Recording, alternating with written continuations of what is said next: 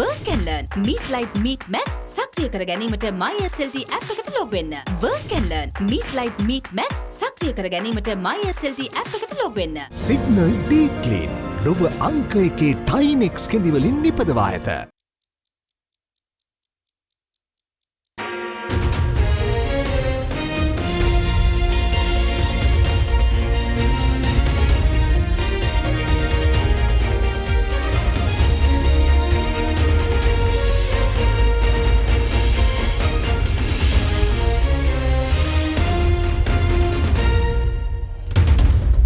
On First at 9 tonight, this Monday the 21st of November 2022.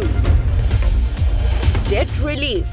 Sri Lanka in the preliminary stage of structuring a debt for nature swap program with international agencies. So this is a very good method, especially in the context of that Sri Lanka's debt has been categorized as unsustainable. Subsiding. Sri Lanka's NCPI-based headline inflation decreases to 70.6% in October from 73.7% in September. No truth.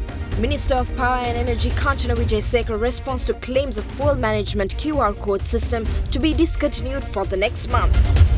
From AdaDerana, this is AdaDerana First at 9 with Suzanne Shenali. From Studio 24 in Colombo.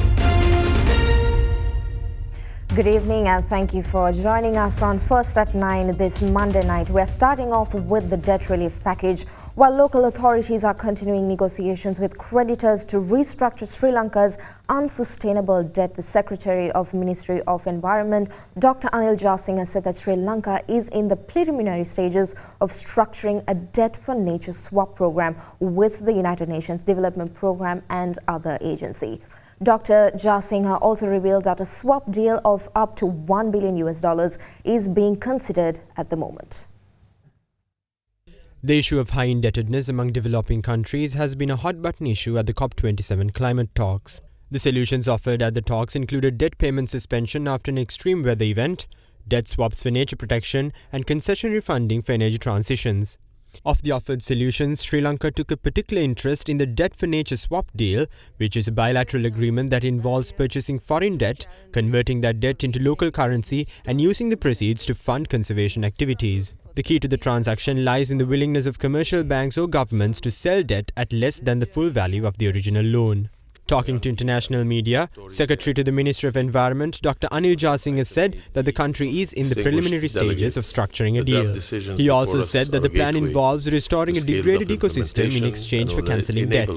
Expressing his views on the operational aspects of the deal, Dr. Jasinga stated that the nation's creditors must be consulted once the value for the earmarked systems are decided, adding that $1 billion is the figure that's being considered, although it's too early to confirm. Meanwhile, speaking to AdaDerana, Dr. Anil Jasinga highlighted the importance of identifying the value of Sri Lanka's natural capital in order for this venture to be successful.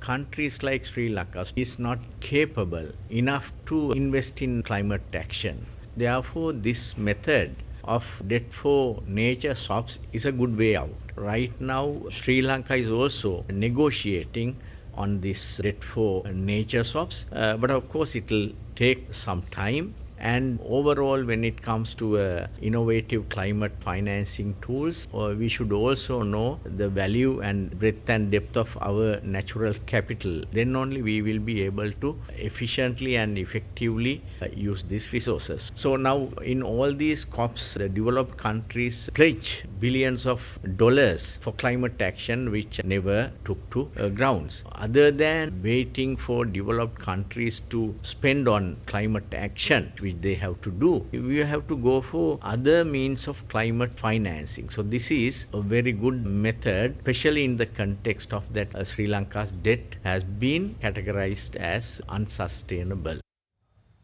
Minister of Environment Nasir Ahmed says the budget of 2023 introduces a whole set of new measures to build an export-oriented economy, such as the introduction of more economic zones around the island and the establishment of a consolidated agency to attract foreign investments.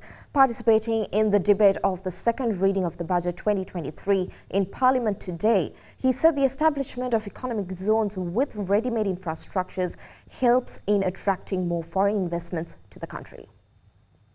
The budget introduces the concept of a social market economy or an open economic system of social protection. This economy will be led by the private sector while the government focuses on regulating economic activities, investing in infrastructure, correcting market failures, maintaining law and order, taking care of poor and vulnerable groups and ensuring capable, equitable benefits for all sections of the society. The budget 2023 is also bringing across a whole lot of new policy initiatives which are aimed at modernizing the economy, getting into a new growth path, doing some of the much needed reforms that had been discussed for a long time, but which we actually did not see happening for many years. We see a lot of direction towards adopting new technologies, new practices, new ways of executing policy that have been brought forth in this budget. There are many progressive initiatives that have been put forward in order to create an export-oriented competitive economy. We are looking at establishing a consolidated agency where the BOI, EDB, SLECIC and NEDA are amalgamated.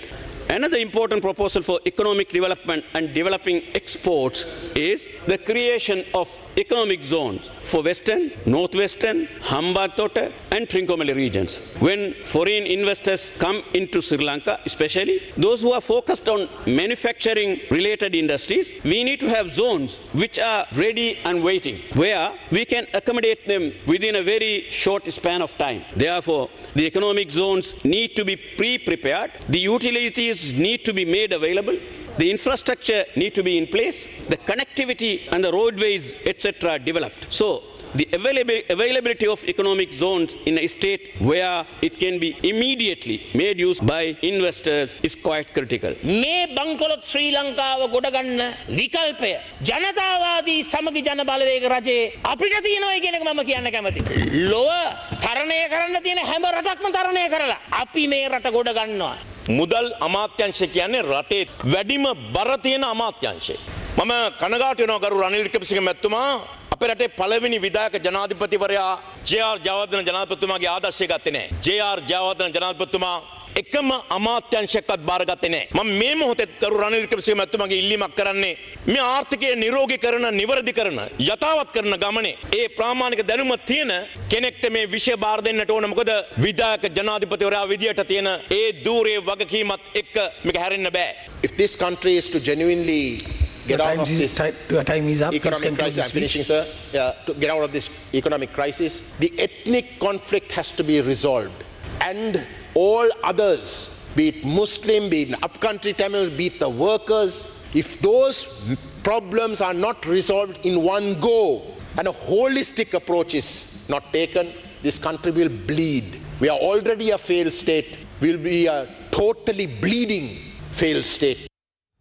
Secretary to the President Saman Ekanayake states that the government's intention was to resume negotiations on free trade agreements to integrate with the global value chains, including the largest South and East Asian economies, with the intention of linking to the regional comprehensive economic partnership. The Secretary to the President Saman Ekanayake made these comments recently at an awareness session on the resumption of negotiations on free trade agreements held for trade chambers and industry advisory committees at the Finance Ministry. A meeting with the participation of key state and private sector officials was recently held at the Ministry of Finance to raise awareness on the resumption of negotiations of free trade agreements. Speaking at the event, Secretary to the President Saman Ekanayake said that Sri Lanka has not been able to tap into the potential offered by the recent innovations in global trade. Therefore, he said, to productively engage that potential, the government intends to operationalize the free trade agreement with Singapore and has taken steps to resume the negotiations of free trade agreements with India, China and Thailand, where foreign direct investments can be largely attracted to channel the benefits to goods and services trade through investment trade nexus. According to the Secretary, a trade negotiation committee has already been appointed by the Cabinet of Ministers to reinvigorate the negotiations, and these agreements will ultimately pave the path to gaining membership of the Regional Comprehensive Economic Partnership. Secretary to the Treasury Mahinda Siriwardana also spoke at the event, emphasizing the importance of leveraging the non-debt creating inflows and diversification of export products and markets. He also mentioned the Budget Proposal 2023 of establishing the International Trade Office, which will deal with all international trade negotiations in the future. The Treasury Secretary highlighted the necessity of engagement with chambers and other stakeholders during the negotiation process. Speaking at the event, Secretary to the Minister of Foreign Affairs Aruni Wijewardena highlighted that foreign missions and diplomatic channels have fully prepared to facilitate these trade negotiations. According to the government plan, once the proposed institutional mechanism is properly established, the Minister of Foreign Affairs will bear the mandate of international trade negotiations. While advocating for the removal of duties on exports, the private sector representatives engaged in the session made a request to utilize these negotiations to address the non-tariff barriers such as certain quota restrictions, various issues on laboratory facilities for testing standards, lack of mutual standards recognition agreements which challenge the routine operations of Sri Lankan exporters. Following several key economic policy decisions taken by the government and unprecedented monetary policy measures implemented by the central bank, the Department of Census and Statistics reported that inflation for the month of October decreased compared to September this year. Accordingly, headline inflation decreased to 70.6% in October, while the core inflation also decreased to 62.4% during the same period in comparison to September 2022. Issuing the National Consumer Price Index data for the month of October 2022, the Director General of the Department of Census and Statistics stated that the headline inflation stood at 70.6% in October, down from 73.7% reported in the month of September. Meanwhile, core inflation, which avoids volatile items such as food, energy and transport, also decreased to 62.4% in October 2022 from 64.1% in September of this year. Contributions to the inflation rate of October 2022 from the food group and non-food group amounted to 38.5% and 32.1% respectively. Transport inflation remains to be the highest at 108%, although official data shows a decrease in comparison to September when it stood at 115%. Year-on-year inflation of the food group decreased to 80.9% in October 2022 from 85.8% in September 2022, while the year-on-year inflation of the non-food group as a whole also decreased to 61.3% in October 2022 from 62.8% in September 2022. Price decreases for food items were mainly reported in fresh fish, rice, dried fish, coconut oil, sugar, Mysore dal, potatoes, chicken, biscuits, wheat flour, chili powder and green chilies. However, increases in index values were reported for milk powder, big onions, fresh fruits, limes, tea leaves, coconuts, red onions, bread, rice flour, vegetables, infant milk powder and green gram. Minister of Power and Energy Kanchana Wijesekara says no decision has been taken to remove the full management QR code system from next month, as claimed by certain media and social media reports. Taking to Twitter, the minister clarified that the full management QR system will be continued until full requirements can be fully met. The National Full Pass QR code system was introduced in August this year to prevent illegal practices of stockpiling fuel and selling them at black market prices. Following its introduction, both long fuel queues near refueling stations as well as fuel stockpiling was controlled. Addressing a post-budget forum, tax experts expressed more concerns on the proposed tax systems. More on this right after this short break.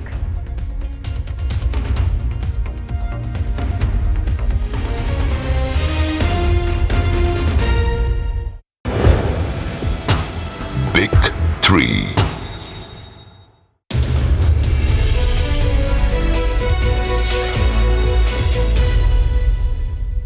Welcome back to First at 9. Now, managing partner at PwC Sri Lanka, Sujiva Mudalige, says proposals on the Inland Revenue Amendment Bill to impose a 30% corporate income tax needs to be reconsidered, as a preferential treatment is essential for dollar-earning companies during an economic crisis. Addressing a post-budget forum on Budget 2023, he also said that export businesses in Sri Lanka have expanded their operations abroad during the past few years in several countries due to the tax benefits offered for investment. How would you assess the impact of this proposed tax system on the corporates and individuals? This year, we are expecting 64% revenue increase. The economy is not growing, but we fully understand at 8% revenue to GDP is completely unacceptable. I fully agree with the view that we need to get it up to, within 3-4 years, we need to get it up to but at least 15%, minimum, ideally more than that. I'll take two proposals which was there in the amendment bill. One is the corporate tax is going up to 30%. But that's an issue I personally believe, because this is a time where we need dollars and we need to encourage everyone to earn dollars. I think some preferential treatment for dollar earning companies, the exports, needs to be recognized in this. I'll tell you the reason. Over the last 6 to 7 years, where has our exporters gone? They have not expanded in Sri Lanka. You take all the big companies, they have not expanded in Sri Lanka. Two reasons. One is policy inconsistency. Other one is doing business here. They've gone basically to 5 or 6 countries. Why have they gone there? I'll tell you what are these countries offering when we are saying our exporters have to pay 30%, including tourism. What are these countries offering? So this I actually got from these these export company CEOs. Bangladesh, 12%. Sri Lanka, 30%. Ethiopia, 0% for 10 years. Kenya, 0% for 10 years. Egypt, 1% of turnover, plus they give you an 8% rebate. So that's why our companies are going to Egypt. Already there are 2 companies setting up factories in Egypt. Vietnam, 0% for 3 years, 10% thereafter, and 20% thereafter. I think we missed a trick on export taxes, or anyone earning dollars to that effect. I mean, that's my first point. Second point is this personal income tax at 36%. I honestly couldn't find a single country in Asia other than Japan and South Korea, who is actually taxing 36%, other than India, who has a surcharge tax. I think, again, we missed the bus on that. So on that amendment bill that came through, these were there on that. So I generally think, some revision is required on this. I know the expenditure is going up from 3.6 to 4.6. 30% increase. We are spending 500 billion rupees to maintain the tri-forces and the police. And it's 13 years since the end of the conflict. I think a review is required on this. I think what we are doing is insufficient. Just imagine if you take 10% from our defense and public security bill. Defense is 410, public security is 122, 532. If you take 10% from our defense bill, that's 50 billion. And just imagine, I think Samurdi is about 50 billion. And I think the fertilizer subsidy is about 50 billion. Imagine if ST can say, I'm doubling. I think we need this discussion. Imagine.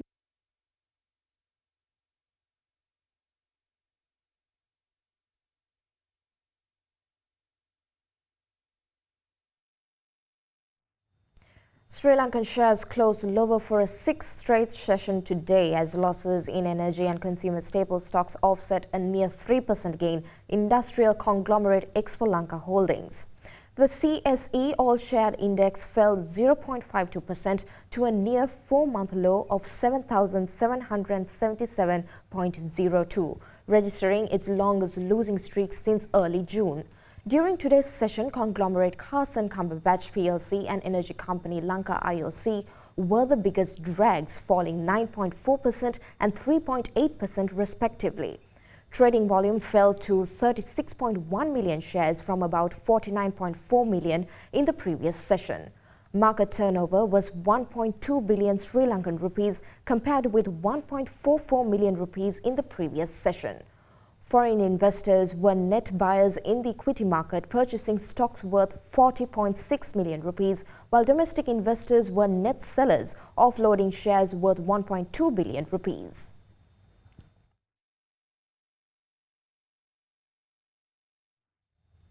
Let's take a look at how the rupee traded against the major currencies in the world.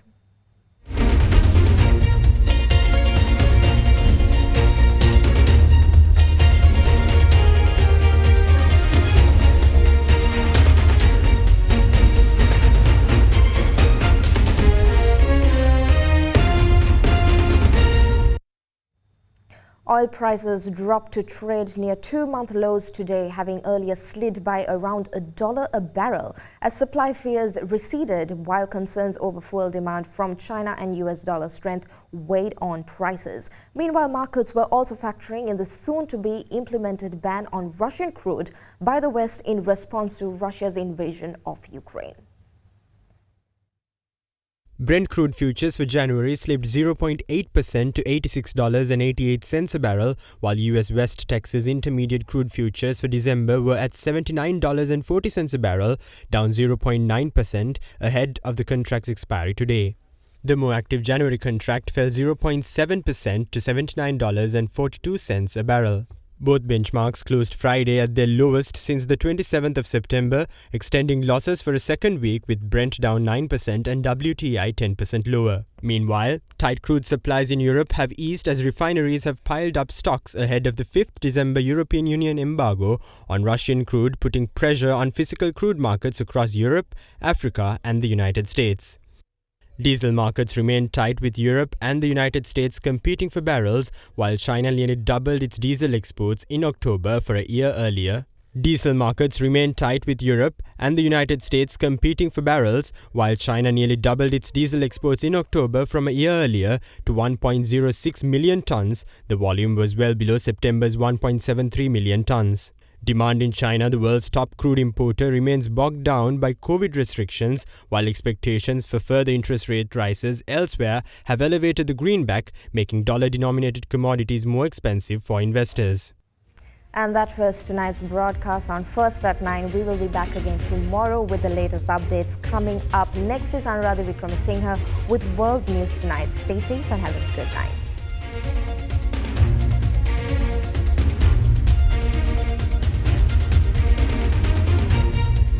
For news and information you can trust 24 hours a day, visit AdaDerana.lk.